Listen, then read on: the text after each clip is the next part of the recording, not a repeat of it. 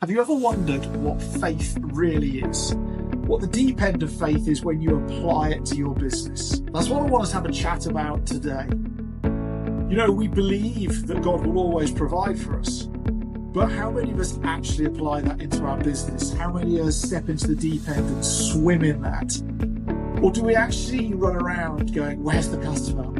Where is it? Do we actually just run out of fear? And so today, Thabiso, we want to play with 2 Corinthians 9:8. God is able to make all grace abound to you, so that we have all sufficiency in all things at all times. How is it that you see this sufficiency play out in your world? Or maybe, Tabs, how do you see it be that as a test for you, so you can just be abundant and trust that if we test him, he'll provide? Quite amazing that you asked that, Rob, because it was quite a journey. It didn't just happen overnight that I really got to this point of making my decisions based on faith when it comes to decision making in my business. But I think this I want to apply, and I can relate it to this story of my life in basically knowing that there will always be work. I think I had a bit of a lack mentality when it comes to that slash poverty mentality, that you'd always be scared and you'd always think, man, is there enough sun to shine on everybody's porch? And there is, of course there is, and there's always work. And what I had to do is I had to go borrow from yesterday's blessings and literally do that. To think of, hey man, a year back or 2 years back, you did have work will happen again. And where I had to basically literally from this verse 2 Corinthians 9 verse 8 that I'm getting is making decisions based on faith, is that I had to step out. I have a huge client, right? And I had to step out in this year saying that if this client doesn't book me again, it's all good. I'm going to still keep on moving, and I know that I'll find a big client again. And it's quite amazing. I took a bit of a break, and in this break that I took, there were a lot of bookings coming, right? A lot of bookings coming. Some came in and I couldn't do them because I was on the break, and then some came in that I knew that I still have to basically go into a bit of a negotiation with my clients. And I found that exactly that because my mind and my faith had changed, more work came in. And the more blessed thing is, the client, my big client of last year that I'm telling you about, they called again and they were like, hey, we want you again. So I was like, wow. But I had to first move in faith for all of that to basically fall in place. Rob, where would you say you had to basically make decisions out of faith, not knowing what the outcome would be, but knowing that, hey, I'm making this out of faith, knowing that Jesus is leading the way? I think it happens every day. Whenever we choose to do something where there almost certainly can't be a tangible outcome that we see in the next 6 days, 6 weeks, and we're doing things, for instance, like marketing, especially organic social media marketing, that may produce nothing for a very long time, or equally could produce something in seconds. We just don't know. We know it's the right thing to do, but who knows? If I look at the moment just how much time and money I put into marketing on a monthly basis, right? Probably we're at 20 to 40 times in comparative in the coaching industry in South Africa, 20 to 40 times the money put in, with no expectation for 12 to 18 months. And at the end of 18 months, we might get to nothing. But at the end of the day, if Jesus went out there with his message from God and just wandered around silently and didn't say anything, just observed the world and let people pass by, Jesus would have existed, but we wouldn't have known about him, right? No miracles would have been performed. No people would have been healed. There would have been probably been no crucifixion, no resurrection, right? And so if we're to truly in our business be like Jesus, we have to remember that Jesus started sharing God's message 3 years before he was crucified. And it was only really the last year before crucifixion where he was truly known. Right? If you look at most of the stories of Jesus in the New Testament, most of it's 12 months pre-crucifixion, although he started another 2 years before that. And so he literally stepped out in faith and was, the first year was the unseen, unknown year where nobody knew. And then there, so on and so forth. And if we're to truly be a Christian, we have to step out in faith and truly be like Jesus. He didn't know where it was going to. I don't know where it's going to. I guess that's part of the excitement.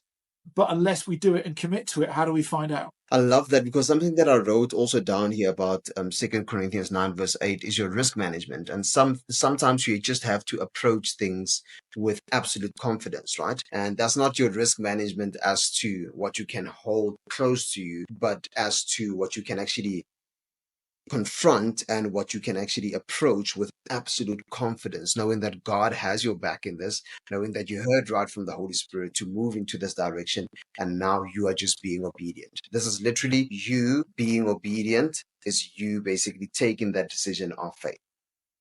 I think, but it's like we can be faith-based and logical-based with it, right? So, firstly, it's not. I'm throwing all this money at with video editors and graphic designers. My time. I've just told you now. We just chucked a load of money on Facebook adverts for an event. And so, firstly, it's not my money anyway. I'm only stewarding it. I think that's really important to remember.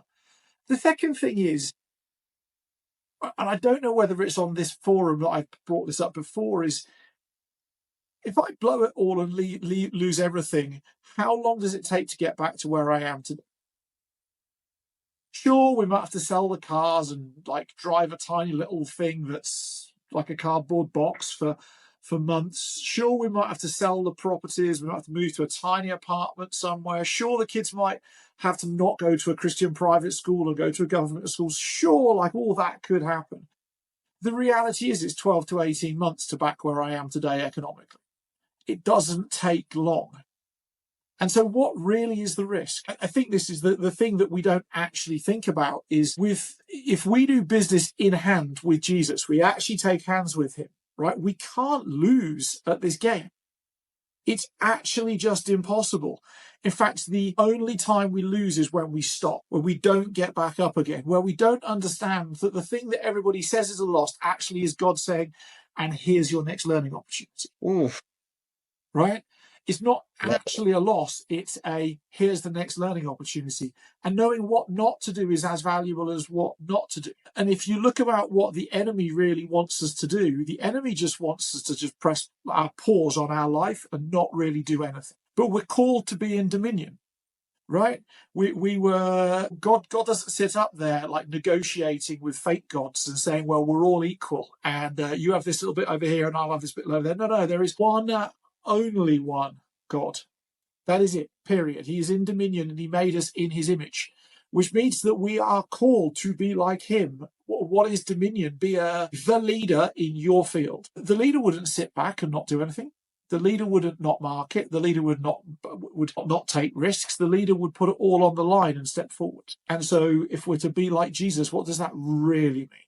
That's what it brings for me in our business. What does it really mean? I love that, because another point that I got from this Corinthians is how do we positively impact our community also if we move by faith within our businesses, right? And I must say there's a lot, if I may be your community, there's a lot that you've impacted me with how you move within your business and how absolute faith-based you also move within your business. As to, you just shared a few things with me off air, and it challenged me. It honestly challenged me to say, yes, Tubbs, where are you doing this within your business? And where are you stepping out with absolute confidence, man? That risk management, with absolute confidence that God has my back when it comes to this. And it's super amazing to know that. And it's super inspiring from your side as well to know that that's the step that I can make. And sometimes, yes, it is so much into faith that we don't know what's going to happen 18 months from now. We definitely don't. But we know that we're planting already now, which is such a good thing for the future. We all make this big assumption, right, that all of this business thing is going to be successful and we're going to pull it off and go somewhere. But really, we have no idea. We have no idea what you said, 18 months. I don't think 18 minutes or 18 days in the future we actually know. Before COVID, 18 days before they locked us down, none of us would have guessed that would happen. But nevertheless, that doesn't mean say we should just bury our head in the sand and be an ostrich. Mm. We're called to be a lion. Let's go roar. Surely that is how we should be playing our life. Here's the question, right? At some point in time, we're all going to end up in heaven. I firmly believe, actually, that pretty much every human being will end up in heaven. Even those who haven't found and loved Jesus will find him in the last quarter of a second, the last breath of their life they'll find. I believe we all end up there. And at some point in time, we're going to have a conversation about how hard we played with this resource of life that we've been given. And at some point in time, we will be judged. And at some point in time, we'll have to have an honest conversation with, this is how much gas I left in the tank. Sure. And as I wander around the world, I just realize how much gas in the tank other people are living with. They're not emptying their tanks ever. And even if they think they are, they really aren't. I don't know if you watched the Dricus du Plessis fight at the weekend, but I watched before that, I watched highlights of his loss that he had. And he hasn't had many losses. And he left it all on the line because he didn't tap, right? He got choked and didn't tap, right? That's going all in, right? That's emptying the tank. That's playing at 100%. That's the like no defeat version of you. And how many of us in our businesses are tapping out when it's too early? I honestly think that if we truly believe that he's got our backs and we can test him and he'll provide, as long as we don't do dumb stuff, like put all your money on red and black, spin the wheel and see what happens. As long as we don't do dumb stuff, we use the brains we've been given, how do we lose?